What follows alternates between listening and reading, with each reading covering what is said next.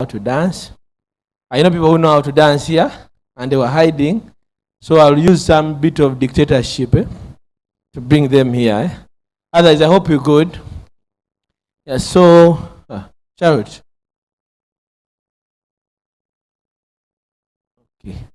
So, and thank you for watching that video and the interpretations you made. So we're supposed to give out a shout to someone among the many people that gave answers.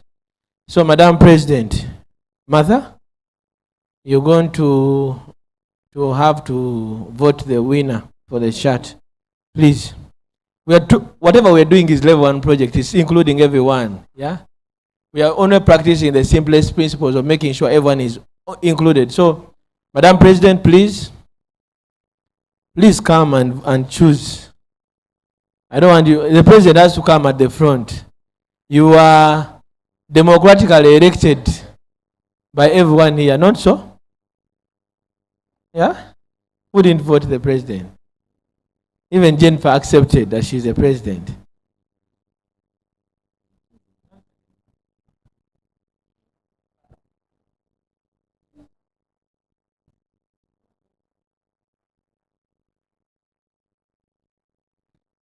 Good morning, everyone. How are you? Are you happy? Are you excited? I don't feel it. We dance again. All right, so I remember we got 4 responses. There were 9. There were 5.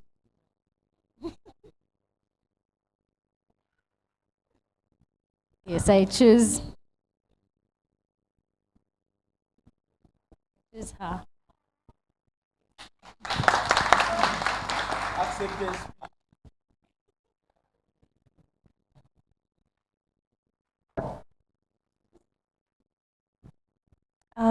Thank you so much, Madam President. It's a privilege, and I'm so honored. Who am I? I'm so excited. I'm so happy that you've actually seen me. I know it's not by mistake. Oh, I don't know what to say, but I'm so excited. Thank you so much.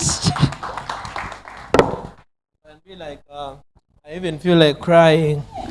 Yeah. So, well, we've spent probably the last 5 days having discussions with you, the very amazing people.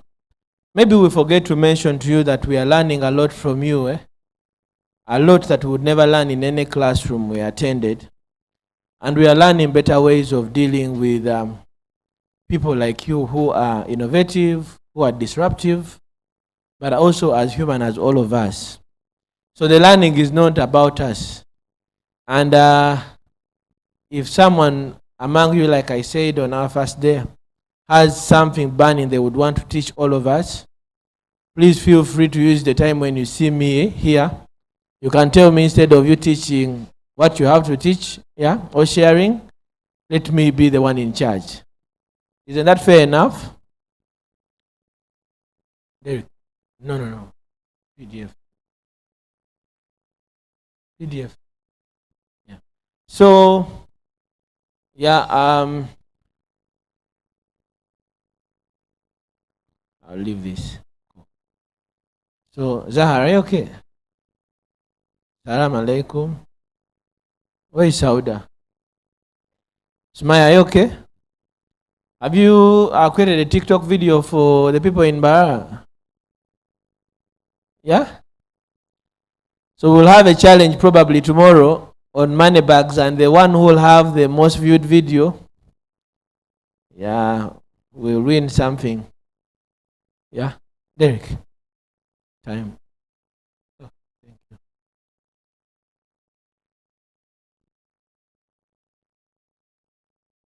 Can I get it in?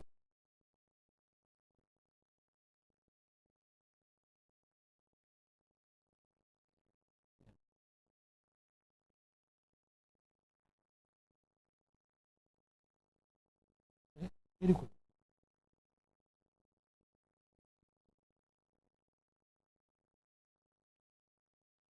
So technology is not technologying very well, but don't worry.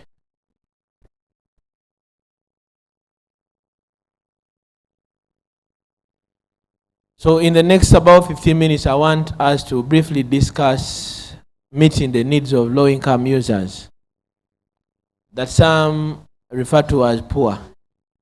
But I want us to look at meeting the needs of low-income users. And Marion, what do you think should be done to meet the needs of low-income users? I think more job opportunities should be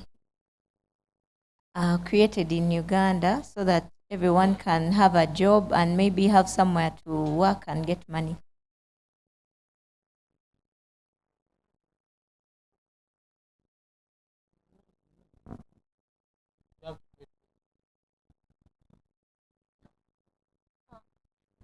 Thank you so much. I'm Jennifer Nana from Team Answer Women Foundation.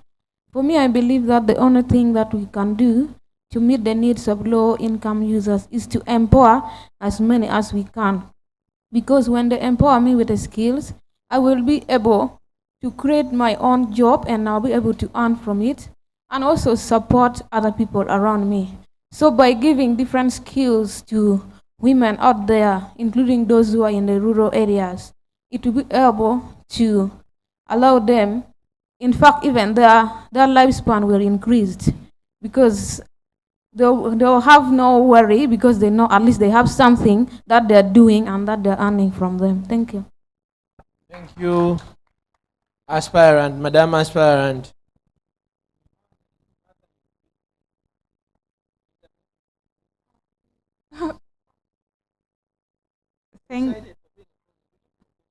No, I didn't.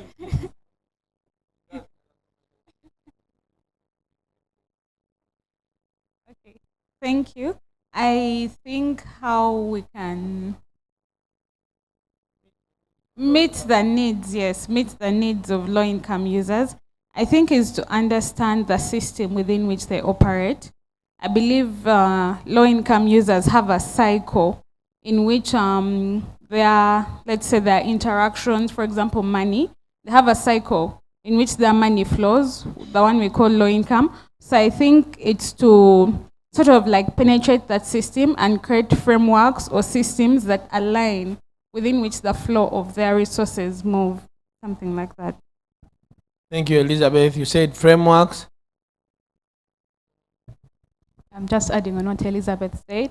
I think we should make systems that are tailored for them to include them in the whole ecosystem of finances, to also include them in like to get something that is for them to transfer money, probably cheaper because of course they're low income earners. Yes, to get something that they can easily get, probably like people who are creating systems that can go and butochi phones. They're called butochi. Yes, those ones, yeah.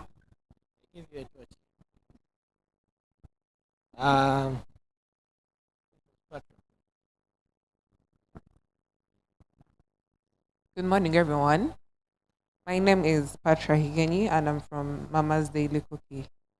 So I personally believe the best way we can help low-income earners is by helping them transition from the low-income bracket to a higher income bracket. I feel we can do this by, I think it's the first speaker that mentioned about skilling.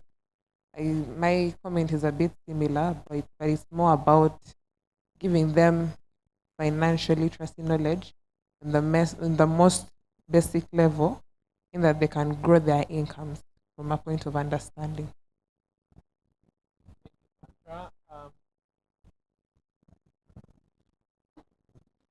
Well, I think we can design a simple package for them, a service package for them, whereby they can be it can be accessible even on a small phone. Maybe say, for example, using a USSD. Then also we could try to make innovations. We could train them. We could upskill them so that they can get things like income using hands-on, since most of them don't have maybe a profession or something like that. So we could give them more skills, train them so they can upgrade. Mine is almost similar to what she was saying. Like when you're designing these systems, we have to cater for those low-income earners. For example, if I'm to work on maybe an immunization system, so I'm trying to send maybe reminders to people. So you have to take note of the people in the village who don't have smartphones. So you're trying to use SMS messages to send to those people.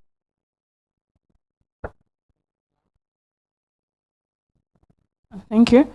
So I think we just have to remember the different categories of low-income earners, because even a student is a very low-income earner. So you just have to make sure like the system is affordable for that specific low-income earner that you're designing for. Thank you. Thank you, Diana.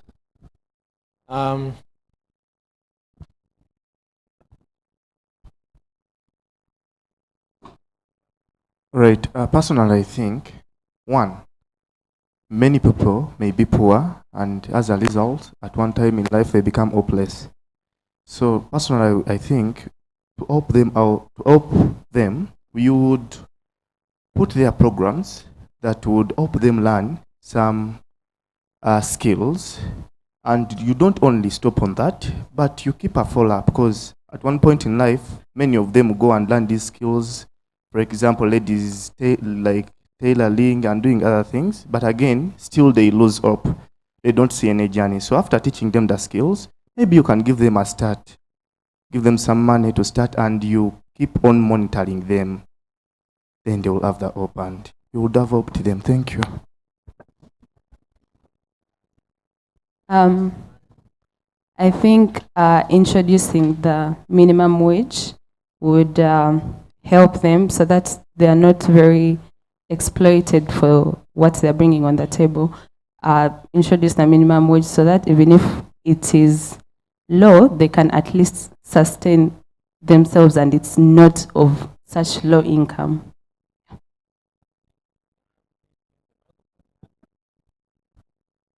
Thank you very much. My name is Happy from Safe and Free. So, it's okay. So, in order to meet the needs of low-income earners, I'm going to give a scenario of what we're doing right now. We're designing solutions. So, if you are designing a solution for a low-income earner, you should make sure that your solution has minimal costs of transfer. Because if you take a case scenario, there's a reason as to why most people use mobile money now than banks. Yeah. So if your solution has a really low rate of transferring funds, then chances are high that people are going to actually use it and take it on. You happy? Lastly, Marion.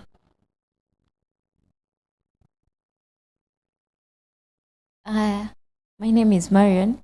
I wanted to improve my answer, but he said it. The way we can improve the lives of low-income earners is providing platforms for skilling them with these normal hands-on activities, and then providing loans to them so that they can start up their own businesses. Thank you, Marion, Olivia. Thank you all. A big round of applause for all of you. You are such a smart group, so I'll use about 10 minutes to do something from the 2018 Level 1 Project Guide. And yeah, then I'll leave the microphone and the floor for our next speaker, who is coming from Centenary Bank. So from a Level 1 project perspective, the Level 1 project remains focused on enabling financial inclusion by meeting the needs of low-income users, both individuals and merchants, as well as digital financial service providers that serve them. These goals guide the Level 1 project thinking, including the origination of the Level 1 project design principles, a set of principles to guide countries, regions, or commercial organizations working to create real-time payment systems that are designed to meet the needs of low-income consumers.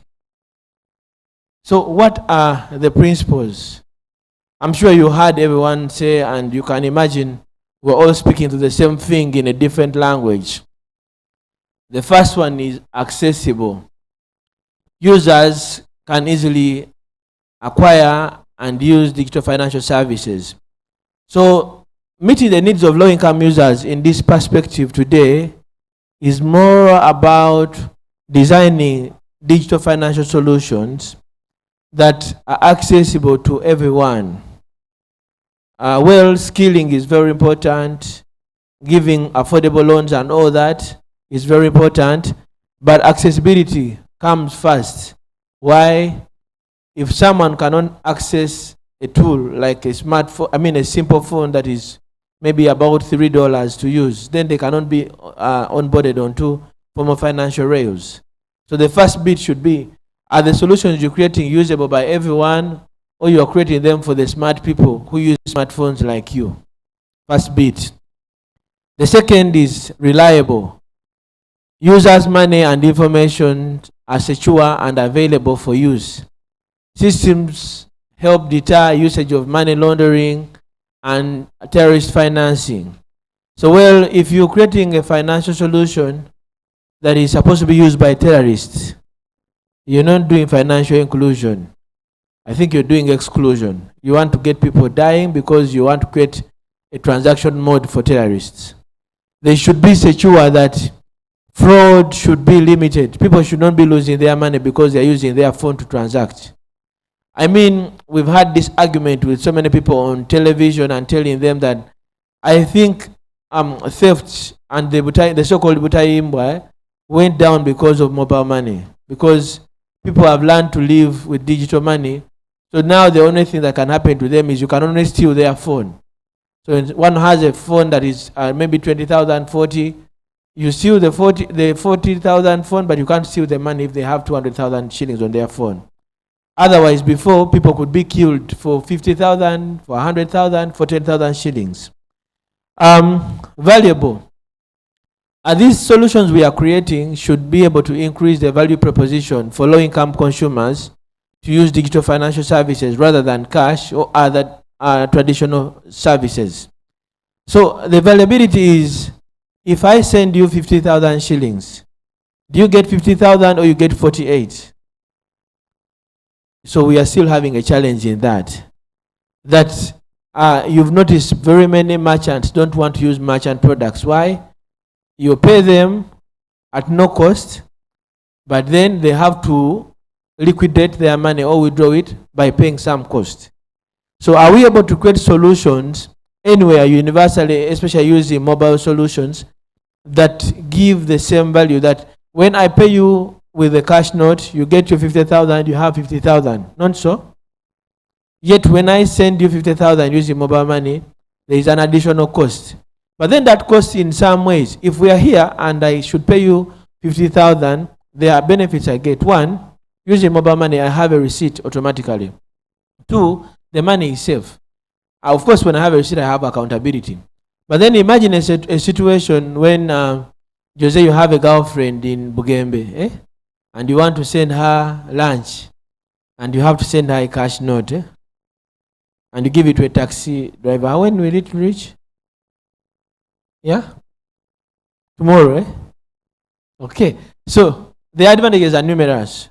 So the value is something we're really working on, and that's why we are proposing things like building national payment infrastructures like payment switches, because when they are created by national governments or a collaboration of players, FinTechs, DFSPs, and all the rest, the cost of transactions go down and the value for digital financial services improves for everyone. I don't know how many of you have received money from the diaspora, especially from Asia, but someone sends 900,000 shillings and they're charged 70,000. And you know what 70,000 can do, If we decided to do a Rolex party here of 70,000, everyone will have a Rolex and we'll all be happy. Should we have one this afternoon? Okay. We should buy some Rolexes. Let's look for one who makes good ones. So, digital financial services should also be affordable. Well, the two might be confusing because having value should also be a different consideration from being affordable. Affordability should mean that anyone that needs to access these services to get onboarded into formal financial rails should be able to afford them. Have you heard of a solution called KAU? Yeah, so KAU is one of our own, started in this place and is now gone to the world. And they use smart cards to secure pocket money for students in schools. But we're having a challenge with KAU right now, and sorry, but sometimes I feel like abusing our regulators, yeah? Because KAU started up maybe about 18 months ago. We got this product on the market. I mean, I was mentoring the team for a whole year. And into the market, the regulator wants 150 million for regulation every year. And it's rubbish, like without any doubt, yeah? There is not a single way someone is going to pay 150 million and pay it for 1 year as regulation fee, and then they have no money to pay their team, and then they even haven't collected revenue that much, and then you expect them to operate the next year. So when we are creating value, when we're creating affordability, one of the things that will happen, and I'm excited for the fact that for many years we've been advocating for having a national payment switch, and now the Bank of Uganda recently released an RFP, and the payment switch will be in place maybe within the next 24 months. When that happens, we expect that the cost of digital financial services is going to go down exponentially. Why? Because those who are going to be integrating with other players are going to find the cost a little bit more affordable. Instead of having so many bilateral connections between you, the fintechs. Where is HiPipo? I haven't seen HiPipo. Hey, oh, I saw you. So instead of HiPipo, Safaricom, Centenary Bank, MTN, Airtel, all having to create bilateral connections with each other, Centenary Bank has to connect with HiPipo, and connect with MTN, and connect with UTL, and connect with Safaricom, and then the same has to happen with HiPipo. They have to do bilateral connections with each other. A national payment switch would make it easier and affordable for everyone, that all of us would be able to integrate with each other in the same switch, and then be able to serve any player and any consumer. And then all of us here, no matter who you're banking with HiPipo, you're banking with Centenary Bank, you're banking with Safaricom, whoever it is, you'll be able to pay anyone and receive payment from anyone in real time. You get the essence of having a switch? So affordability will be achieved by having such things done. And the last bit is profitability. I have about 4 minutes to go. So profitability is about you that are the innovators. Of course, the likes of Centenary Bank are already profitable. Centenary Bank is making how many years? 40? Yeah, so they are making 40 years. Without any doubt, older than 98% of people in this room, including myself, yeah. So they are making 40 years. HiPipo is making 19. You can imagine, eh? Probably we have half of the money that Centenary Bank has, yeah? Because we have 19 years. I don't know, but I'll check our account and my account and see how much I have. But as we are talking about profitability, we don't want you to create products for charity, because none of you is a charity organization. We want you to innovate and earn from those innovations you've created. We don't want you to innovate and then begin asking for jobs at the same time. There are no jobs.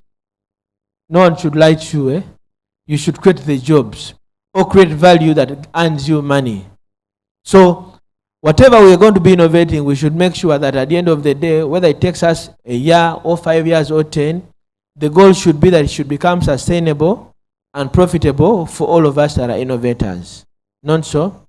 When that is done, when we are able to meet these needs of low-income users, I'm going to share this entire document with you, the Level 1 project guide, so don't worry.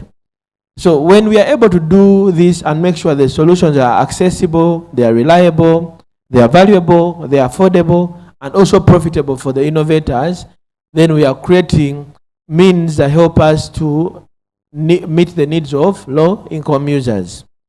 So, as I conclude, meeting the needs of low-income users plays a very fundamental role in making sure that we achieve financial inclusion and play a role in achieving the Sustainable Development Goals. So there are probably more than 1.4 billion people today world over that are still financially excluded. But thanks to mobile financial services like mobile banking, mobile money, and all these innovations that fintechs are creating, so many people have been actively onboarded, and at least 600 million people use digital financial services in Africa every month, at least once every month, which is good progress. It wasn't the same case 15 years ago when Centenary Bank had maybe like 1.2 million people. He will tell us he's from Centenary. So it wasn't the same case. Your innovations have changed a lot in how we live in the world of finance. But importantly, the goal for meeting the needs of low-income consumers is all about making sure that we build an economy that includes and benefits everyone, right? Thank you. Have a great day. Is that enough, really? Thank you so much, Innocent. And now, do we all know what principles we have to include in our solutions? Yeah? I'm glad. So the next presentation, I will be glad to hear, like, okay, ours we have put, it is variable, it is affordable, it is profitable. Are we there yet? Okay, so thank you so much, Innocent. Next, we have Osbat, is from Centenary, Centenary Technology.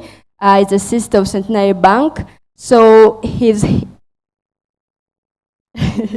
I just remembered, I just had a short conversation with Osbat, and I was asking him the other name. I asked him, are you Ugandan? I was like, yes. He's like, how about that name? I don't know it. I've not heard about it before. And he told me it's just from Tororo, and I didn't know. So the hackathon gets us to know more about our own country. Can you imagine that? So without wasting any time, I'm going to invite Osbat to take us through the next session. He's going to introduce himself more.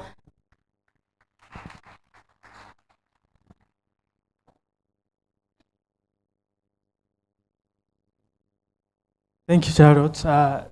Good morning to you all. You see, I came in wearing a jacket. Then I said, no, I'm not fitting in. So I've done my best to be casual. I don't know what you think. I'm glad to meet you all. You're all looking sharp. I think our future is bright. In terms of what I'm here to discuss, the slide is not yet up. So I come from a company called Centenary Technology Services. I know it was earlier said that I'm from Centenary Bank, and I believe you interfaced with people from the bank yesterday, right? So Centenary Technology Services is a technology company under the Centenary Group. So the Centenary Group owns the bank, the technology services company, and also the foundation. Will I be swiped? Okay. My phone's there. Good. So I'm not spend much time talking about Centenary Technology Services, but one thing I can say is that it's just 1 year old, and it was created to support the companies under the Centenary Group, but also to do work outside the Centenary Group. Now, one thing I want to mention that we have done, and that is being launched this Thursday, 17th, by the Vice President, is the Digital Transformation Roadmap for Uganda. This we did with the UNDP on behalf of the Ministry of ICT. So that's one of our consultancies we have done. And what's important in that document, you're going to be able to access it starting Thursday, maybe around noon.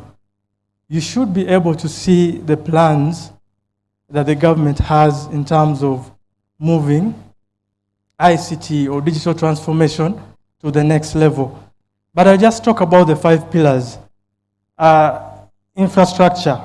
You're all coming up with solutions, but you have to have in your mind the available infrastructure, the quality of the infrastructure in this country.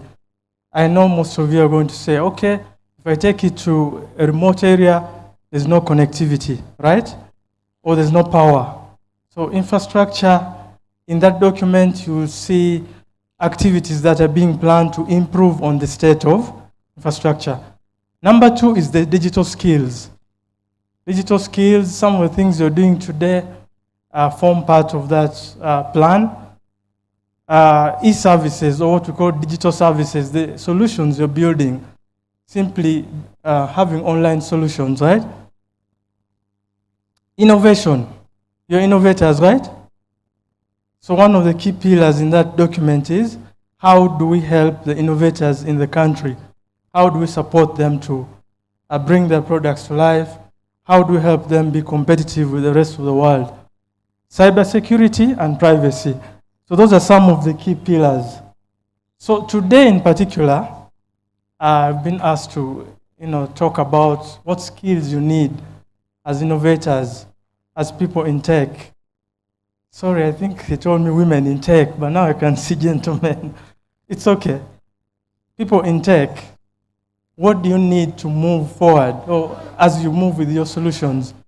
One of the things, I started with business analysis. My background is software development, but I now understand how developers think and the gaps that developers have when it comes to being in the real world. So that's why actually my first slide is business analysis and not full stack what? Full stack development. Yes, so business analysis, why? You're building solutions here.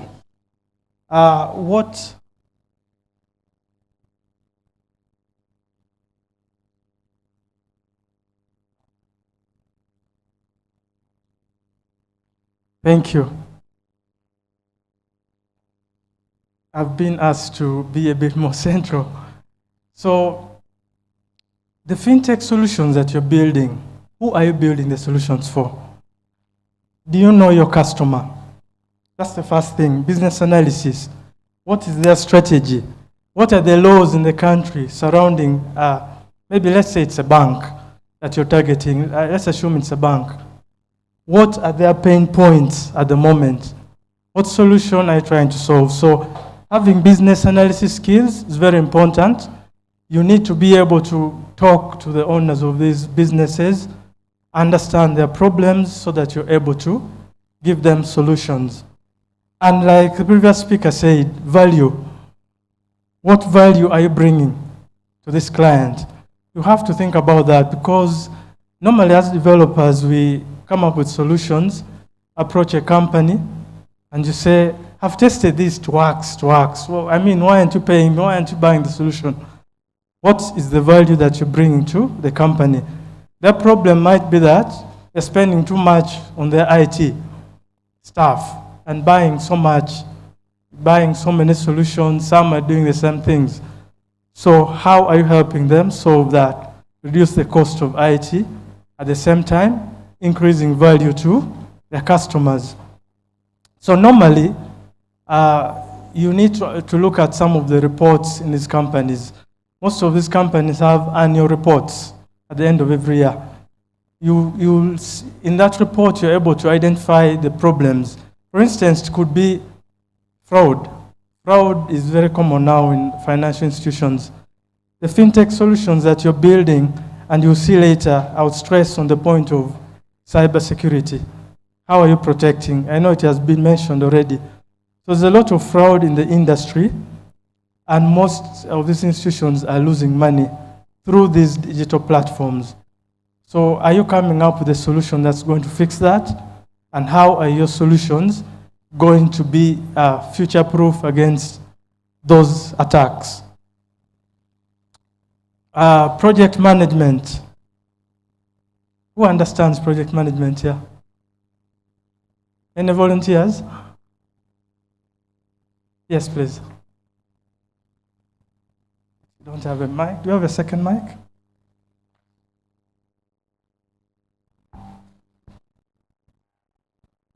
Why is project management important for you as an entrepreneur? Right. According to me, I I would say project management would involve some activities like, one, keeping track of what's taking place as maybe you're coming up with your product, having a clear plan of how things are going to be, the costs, the time it will take for you to develop that, and other expenditures that you're going to incur while you're coming up with this product, but not to forget to also put the user requirements at the center, because that's what matters when you're coming up with a project. Thank you. Thank you so much. Do I need to say more? So you need to learn how to manage your projects. Imagine you're given the contract. How are you going to engage the client from day one? How are you going to control the costs of the project? The different risks that will come up in the project, the time management. If a project is supposed to take 6 months and you're delivering it in 3 years, that's a red flag. So project management skills, very important. And normally in technology, you have the Scrum approach. How do you manage your teams? How do you check on the deliverables on a weekly basis, a number of days? We also have the agile kind of development approaches. And the industry has some standards that help you if you want to go further and understand how projects are managed. Great. Communication. I have heard you guys, you're good actually. You're very good at speaking, and I've seen the confidence. That's a good thing. This is required for you to be able to make it out there. How do you communicate your ideas? How do you present your solutions? How do you report progress? How do you write emails? Do you say, hi, CEO, what's up? Can we catch up? I've forgotten all the slangs. I'm quite old now. But verbal communication, how do you use social media? How do you manage? I put in there change management, not because I wanted it to be here, but coming up with a new solution is going to require that you change the minds and hearts of the people in that company, wherever you're deploying your solution. Changing their minds and hearts requires that you learn how to engage them, how to, understand where they're coming from, their challenges. In some places, I used to work for one regulator that the previous speaker, Hamadia, didn't mention the name. In government, as an example, it was so difficult for us, the time I was in NITA, to roll out some services, because some of the government offices had really old people. You bring technology and it's a problem. Somebody has to go back to school. So how do you encourage them and say, look, this is going to help you work better. It's not going to replace your job. So these are some of the things that you need to have.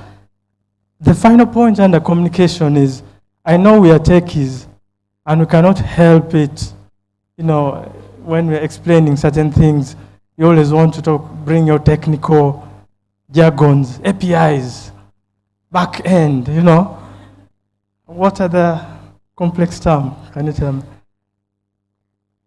Yeah? Front end. Front end. Algorithms, You are meeting a CEO. MTN CEO might be technical. The CEO of YugaChick. Okay. YugaChick.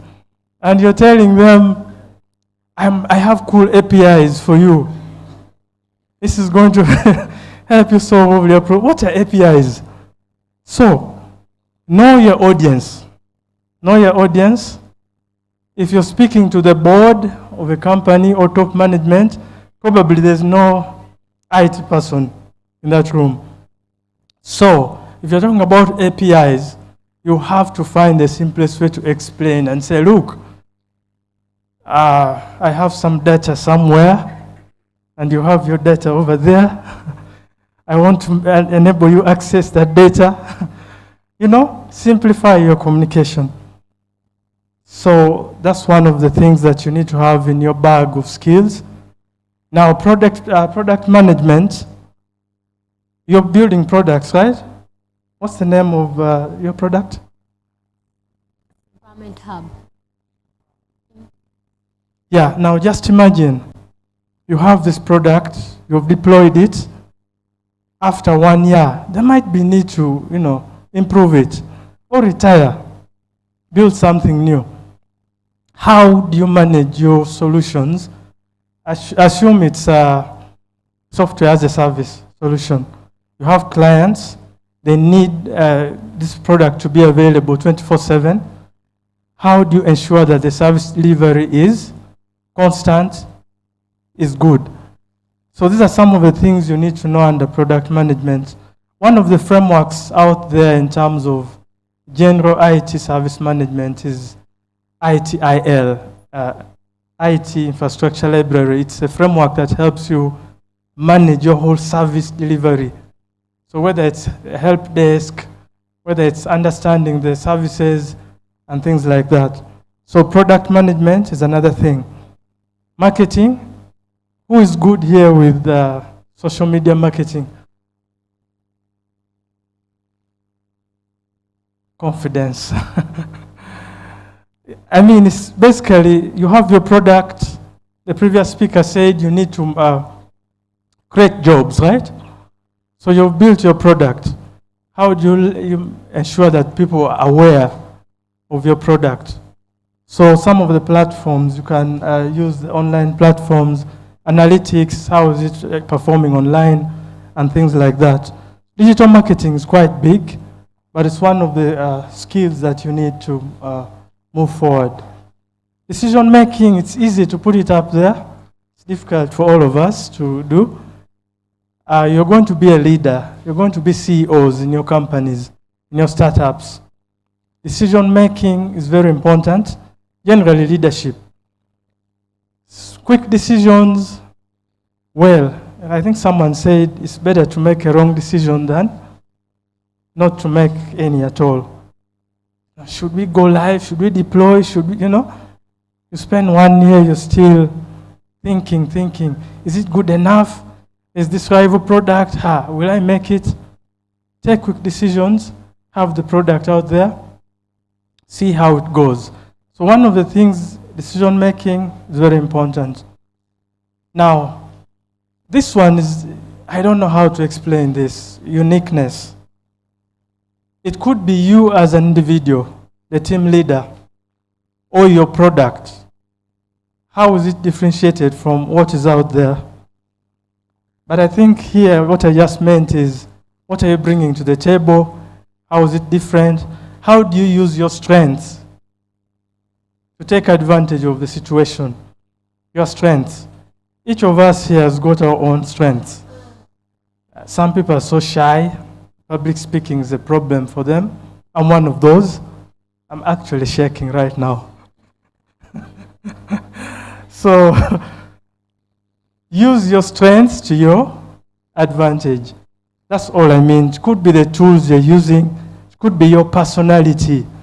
People just, the room just comes to life when you enter. You know those people? They walk in and, the vibe just, catches fire or catches up. So, how are you different? And what are you bringing to the table? Now, I know that normally most of us don't want anything to do with accounts and understanding the financials. But once you start running your own businesses, you're going to have to be interested in the numbers, okay? You have a product. You put it out there. Is it bringing back money to you? Return on your investment. Some of you are going to attract investors. They'll be, at the end of a period, they'll be expecting what? Dividends, they call them, right? So you need to keep your eyes. How do you budget? So as you come up with your products, you're going to definitely have to understand how to budget, how our money is coming in, how our money is going out, your cash flows, are there taxes to pay? And this goes hand in hand with understanding how your company operates and what is required of your company in the country. So engagement is quite related to communication, but I just put it out here because as an entrepreneur or as someone going to be out there in business, you're going to learn how to socialize more, how to hang around, people or places where you think you can attract business. And well, sometimes might cost you some money, sometimes may not. It may just be as simple as, going to some places where there are workshops or something and getting to know some people, networking. Do we have Rotaractors here? Hands up. Wow. Great. Rotarians? Okay. Oh, Charlotte. I'm also a Rotarian. So, one of the ideas is that joining some of these clubs, some people are excited.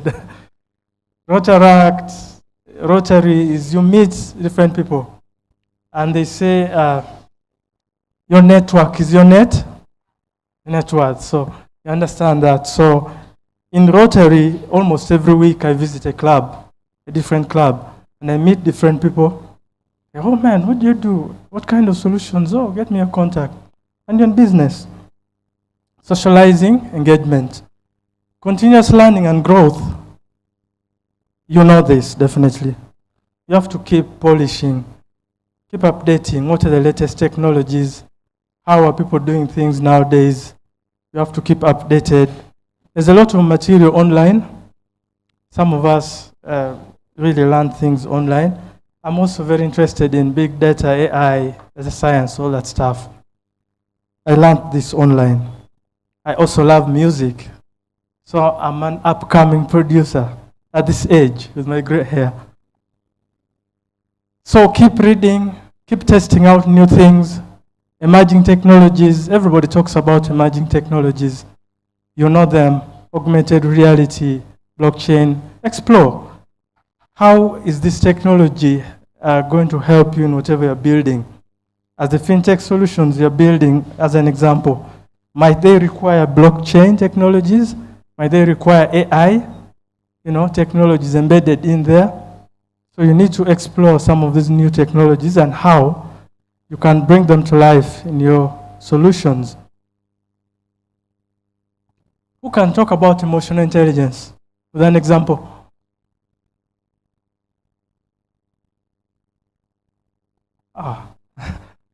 Someone nominated you. Someone nominated me. Can I also? No.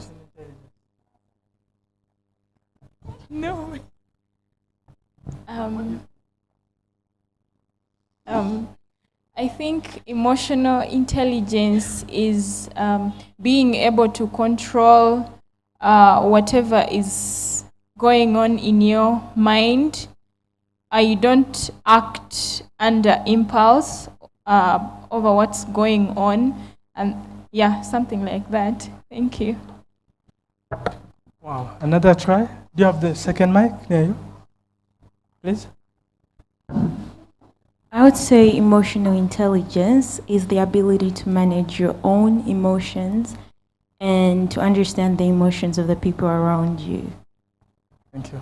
Kindly pass it to the next person.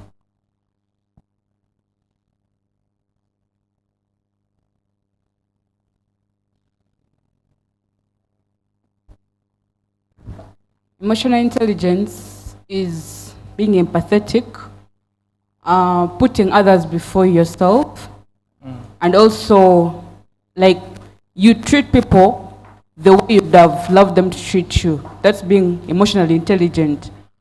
And I think that is it. Thank you. The lady at the back. Emotional intelligence is being aware of how you feel and being aware of how the other person feels so that you can handle situations from that point of understanding.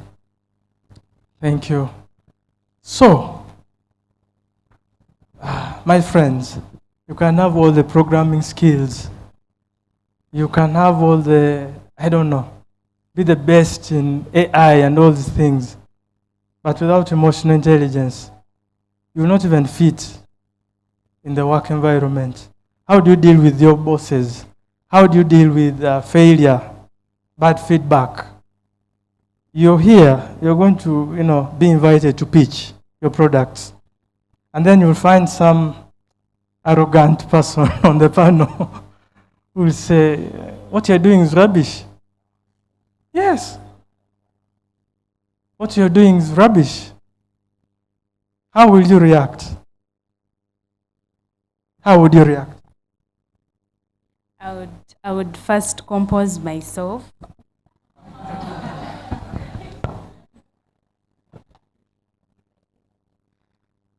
Because honestly, that would be a very bad statement if I got it. And obviously, I would get a little furious, but of course, I would not show it to them. So the first thing I would do is compose myself first and get this whole thing off me, then find appropriate feedback to give them. Thank you so much. So it happens a lot in the workplace or whatever. You're a consultant, you pitch, they tell you this is rubbish. Maybe you can say, you can even say, there might have been some miscommunication, but we shall work on it and get back to you, sir. Even when you're boiling inside. So some of the things you need to have. How do you deal with your bosses? Bosses, people are different. Okay? Some guys are just quiet, they love their space. Some guys don't want to be greeted every moment, every morning. How do you do that? Subordinates, understand them. There's something called clarity 4D, which is one of those management things. But they categorize people in colors. We have the reds. There are some people here who are red. If you took that survey now, it will categorize you either in the red group, blue, green, or yellow.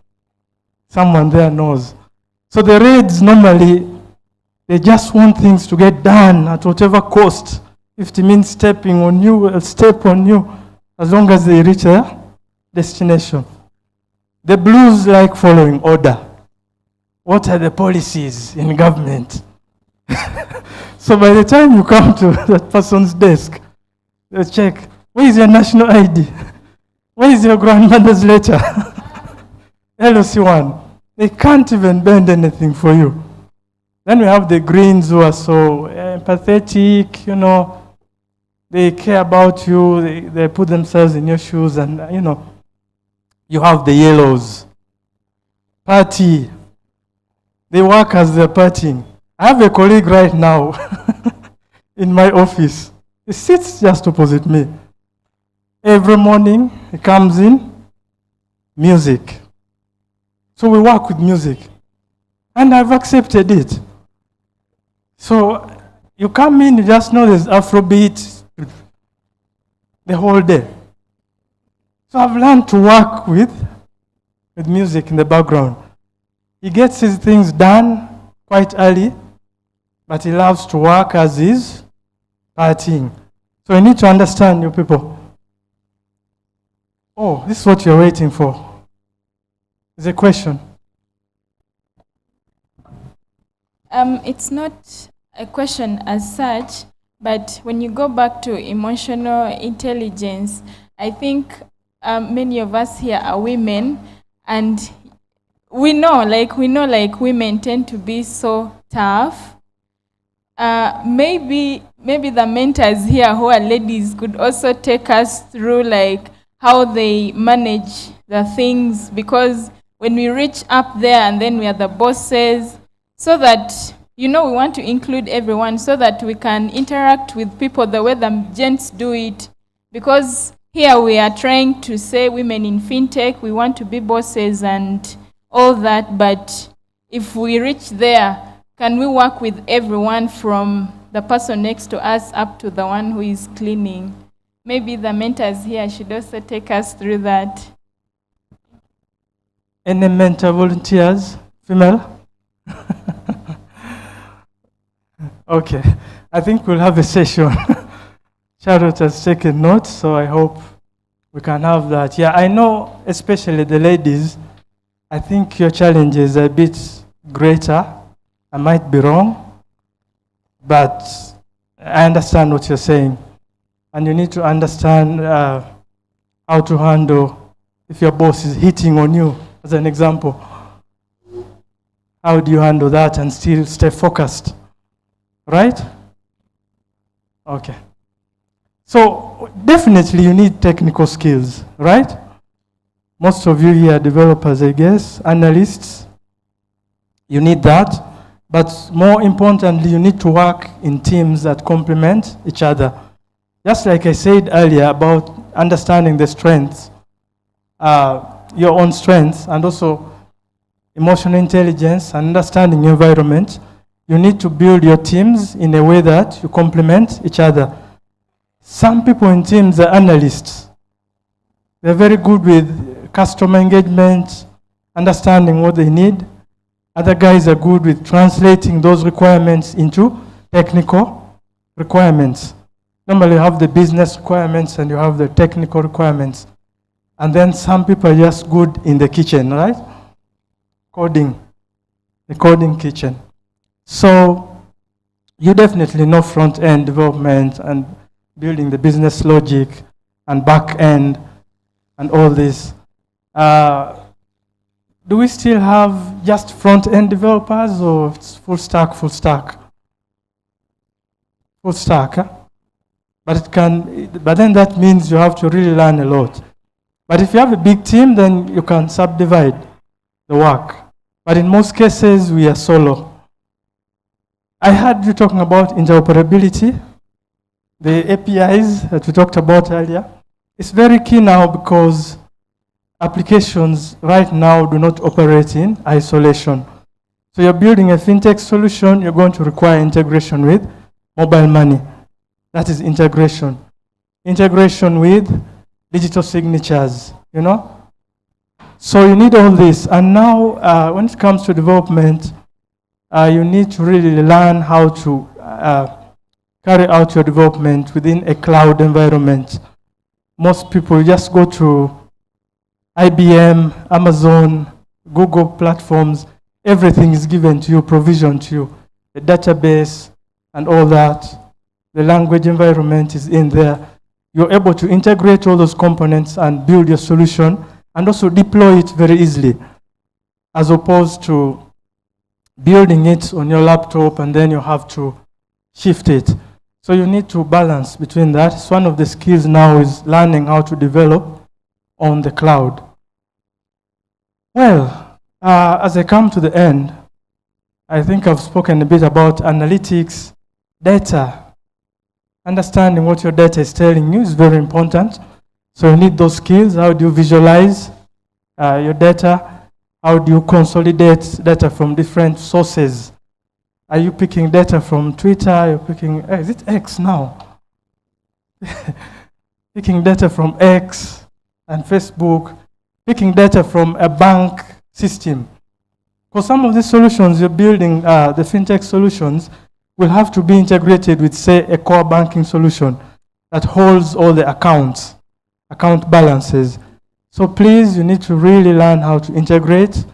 How do you build these REST APIs and all these kind of things? How do you test them?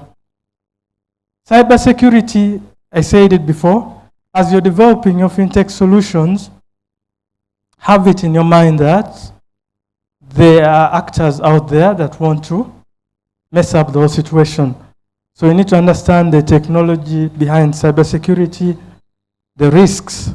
Maybe here I'll just pause and say, before you come up with any cybersecurity plan, you need to assess the risk. You see, I shouldn't just tell you, encrypt your data, do all these things, VPN. Why are you encrypting your data? For instance, if it's a solution that publishes the budget for the country, the national budget, what are you securing there? It's public information, right? The only thing you can secure is the actual values entered in the budget system. But if it's just published on the website, Ministry of Finance, that is open to the public. So you need to assess so that then you target where you're applying the security. Otherwise, you'll be applying so many tools, most of them are expensive, without achieving. Maybe one thing in STARS is the OWASP. Anyone heard of OWASP? OWASP? OWASP is an open source project that was undertaken to come up with the best practices for application security, web application security. Now they've gone ahead, every 2 or 3 years they publish the top 10 risks or vulnerabilities in applications.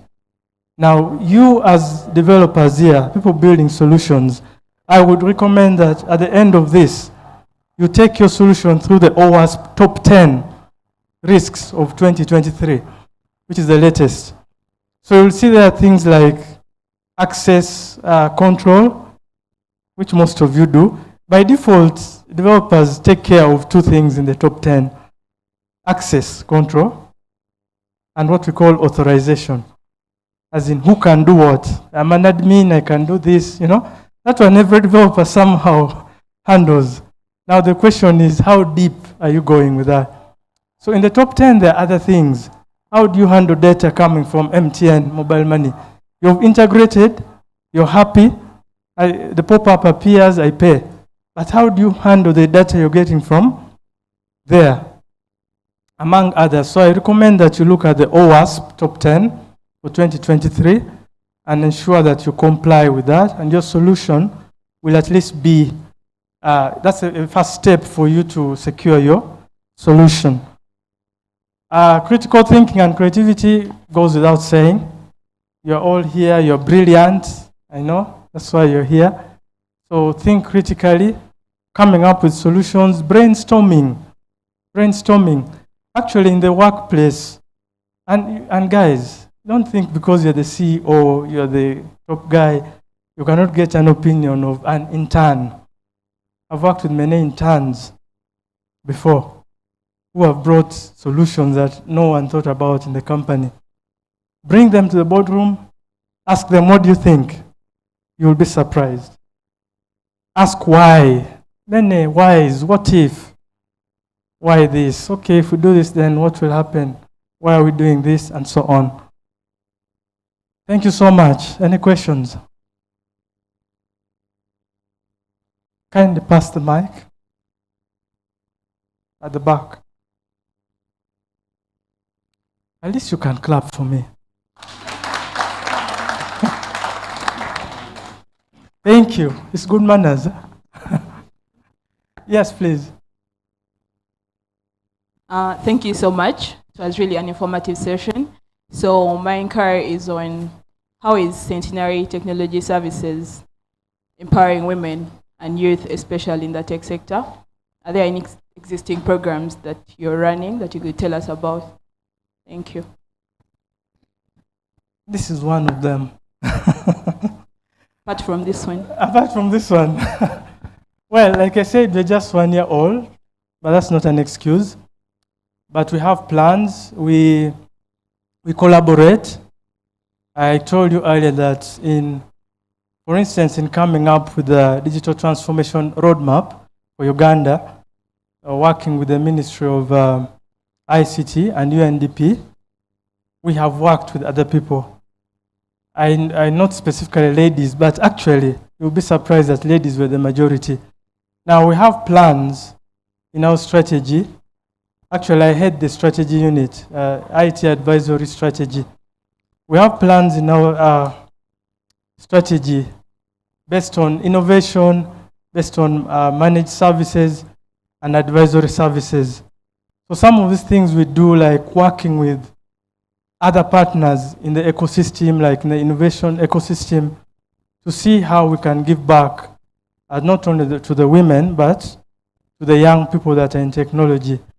We have also recently done work with the MTN Foundation, which was around digital skilling, and we did work with Refactory. I think you guys know Refactory, which helped to skill a number of young people. They're still undergoing some kind of, training and mentorship program. So we are open to collaboration. That's one of our strategies. But also in our consulting works and in the upcoming projects, we shall look to collaborate and work with innovators because we cannot do it alone.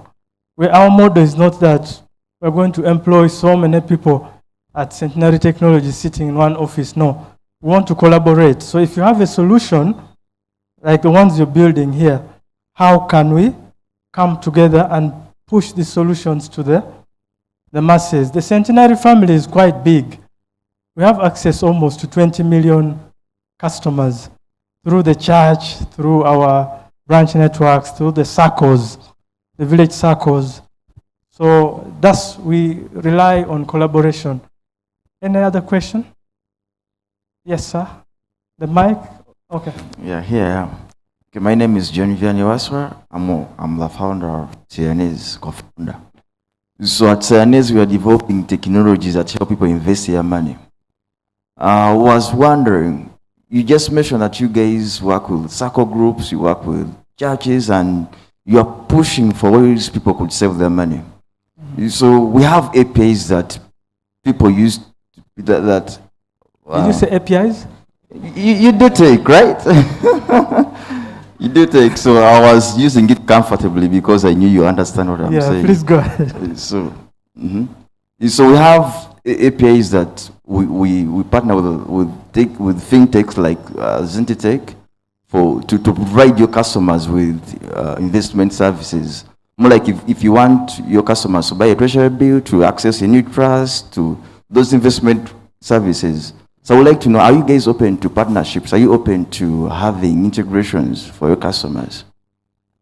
Yes, we are. Like I said earlier, we can, you can visit us and we have some a chat about your solution. And being the technology company for the Centenary Group, we would then advise the bank. Of course, we are one family, but we're different companies. But definitely being the advisors of the technology company, or rather of the group, we are able to say, look, there's this solution, we've looked at it, we think it's going to be good for you, and we can have a chat with the bank, the respective department, and see how to help, how to work together.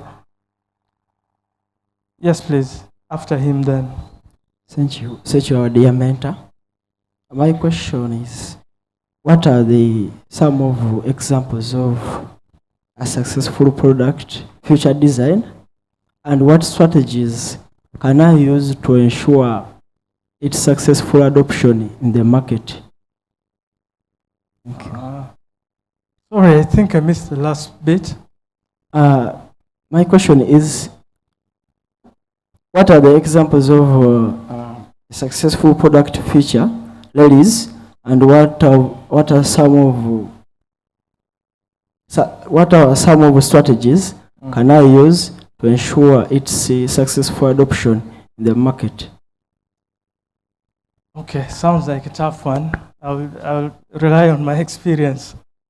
So, successful products or solutions, number one, like I said earlier, value. You can build something for 2 years with all the technologies, but if it doesn't solve the problem, not to be rude like that panelist, you're wasting your time. If it doesn't solve the problem. That's why my first slide was on business analysis and understanding your clients. Number two, it must be secure, like we said earlier. You're building FinTech solutions. It's not secure. If it's open to fraud, you're going to get challenges. It should be easy to use. Okay? Again, it might have value, but for me to be able to achieve that value, I must employ like 30 people. So one enters data, other one does this. So what is your process? As you're coming up with these solutions, think about the steps involved. There's something called business process analysis also. You know, when you get to a new place and they say, look, we're giving out loans, how long does it take now, let's say Centenary Bank, to give you a loan from the time you apply? So if you have those metrics and say, oh, it takes them 2 days. No, with my solution, it's going to take 20 minutes. Why? Because I've integrated with NIRA, I can easily pull this data. I can easily check that this guy is going to pay back the money, and boom. So you need to look at your process. If your solution has so many steps, so many actors, clicking buttons left and right, going so many menus, it's going to become so difficult. The best example is Google. Who cannot use Google, guys? It's just one screen, Google, type whatever you want and fire, right? So make your solution easy to use. Let it have few steps. Let it give value. Let it be secure. And of course, interoperable, like we have all said. I think off my head, those are the ones I can give you. There's a question somewhere here. All right. Once again, thank you so much. So I want to pose to you a question, and it may not be actually so connected to this, but I heard you when you were at least delivering to us talking about NITA. There's something I've been thinking about. You have a national ID. A person may have a national ID. Yeah. They have maybe an account in Centenary Bank and they have that Visa card. They have another account in Bank of Africa. They have that Visa card, and Stanbic, the same thing. And maybe you're working for some organization, still you have a card. But you realize that at the end of the day, all these systems or cards are containing the same data. The same data. So, according to me, I had a thought, and I'm like, can't we at least, or can't we make like a card for a person?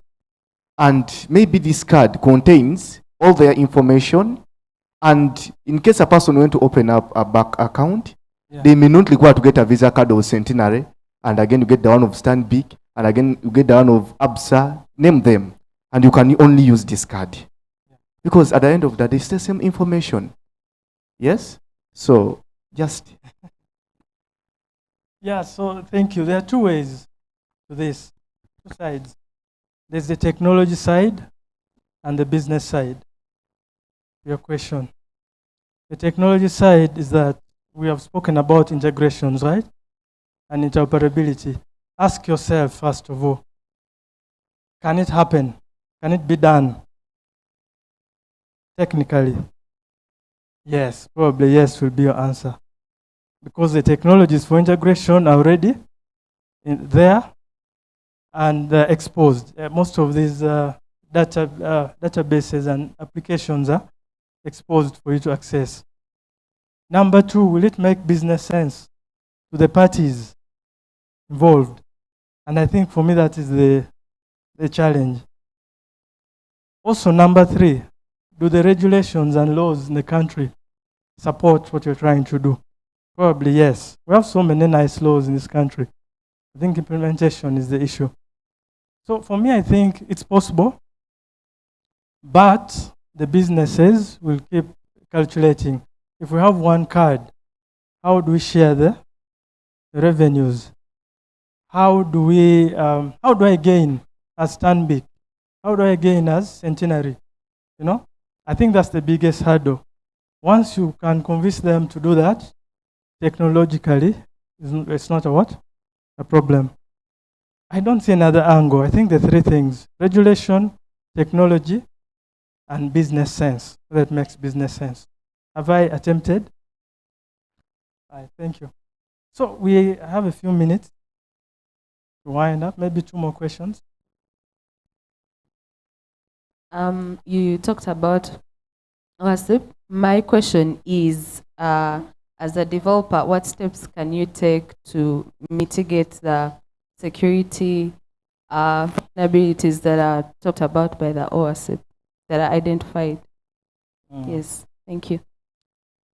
Okay, so I said earlier that before you think about implementing a security solution, you need to understand your product and the environment under which it's going to operate.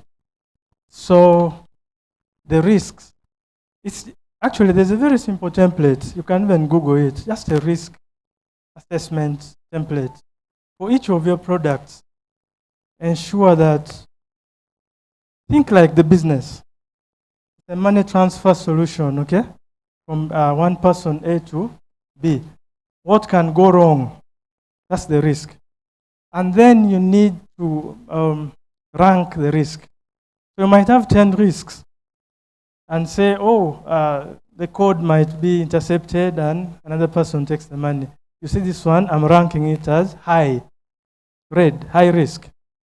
Maybe someone can just see the transaction but not be able to do anything.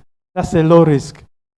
So from there, once you come up with that assessment, you look at your risks and say, out of these 10, which ones are high, which ones are medium, which ones are low. So you first tackle the high risks. Now, based on that, when you look at the OWASP, in the OWASP, if you look at it, authentication, how can you strengthen? What are the common issues with authentication? When it comes to APIs, what are the common risks with APIs? There's something called injection, SQL injection. What is the, sorry, not the medical injection, guys. Okay. What are the biggest issues with SQL injection and how can I handle? So me, I think you start with the risk assessment and then you look at the OWASP and then it should be able to guide your implementation. Then certainly, you're now going to look for the tools to help you implement in your specific programming language. If it's any Python developers here? Oh, Java? What are you guys using these days? React? Node? Flutter? Interesting. Go? Go? Python, Java. Okay, so specific to your language, there will be tools that will help you and libraries that will help you implement some of those. So next question.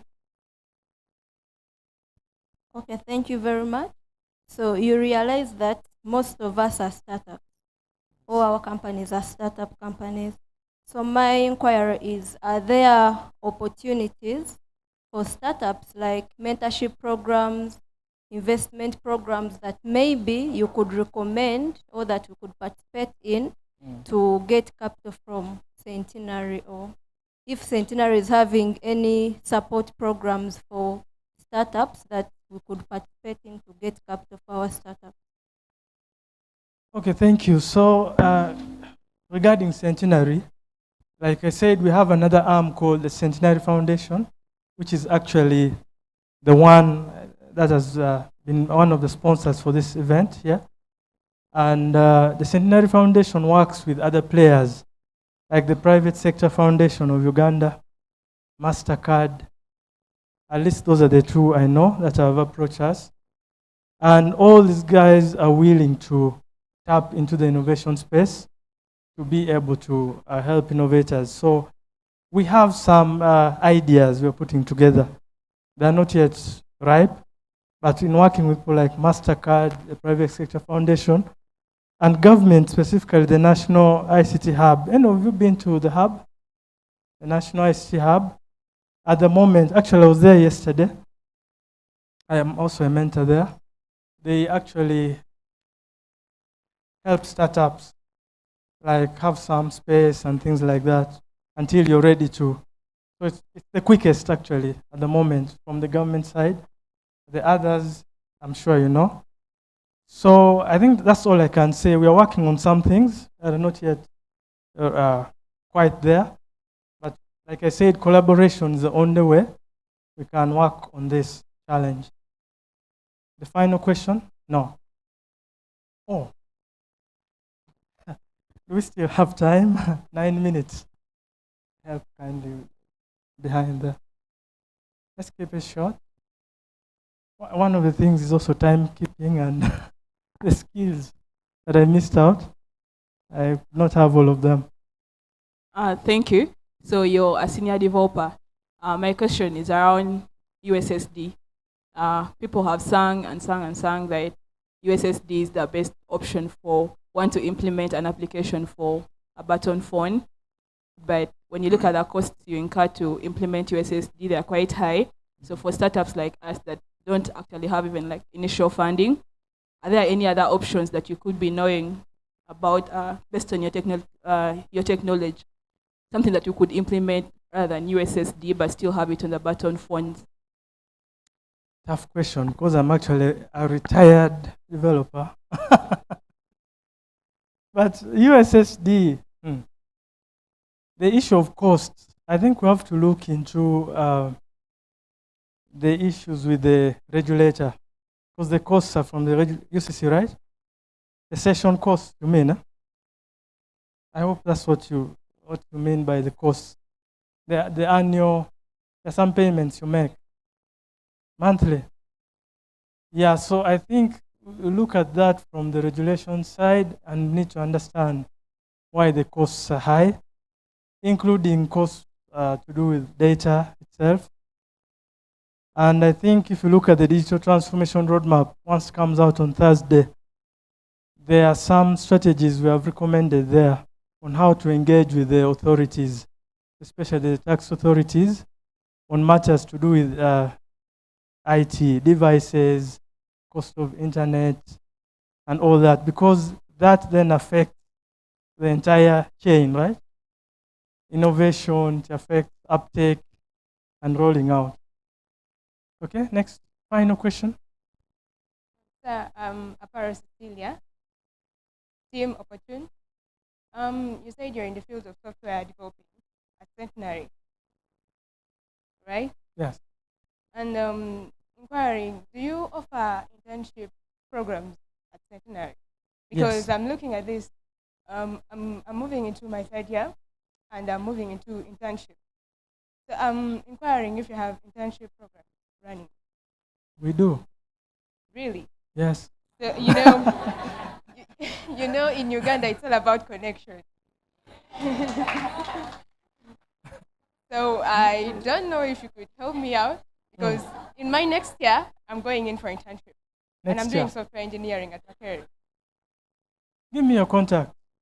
Let's talk. All right, sir. I'll reach out to you. Sure. All right, thank you. So thank you all. It was, I've not done this in a while. Thank you for listening to me. I wish you all the best. Keep hope alive. Thank you.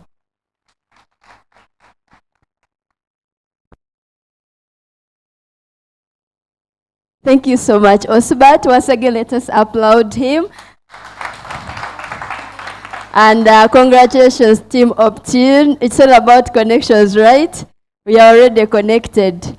And Osbat did mention about something very important. I interacted with some teams yesterday, and I mentioned about you making your user journeys uncomplicated. Yeah? Very precise, very simple. Some of us are having very long user journeys. You click here, then you do this, then you do this. A lot of corners, right? The users are going to run away. Yeah? The users are going to run away. So up next, Ivan, come and help us exercise a little bit. And then we have, Ivan is not, he just stepped up out. So he's going to help us exercise a little bit. Who? Oh, it is Maureen. Okay, let us all welcome Maureen. Asimwe. Hurry, we don't have time. Our facilitators are coming up. Take us through MVP phase 1. So let us stand up, please.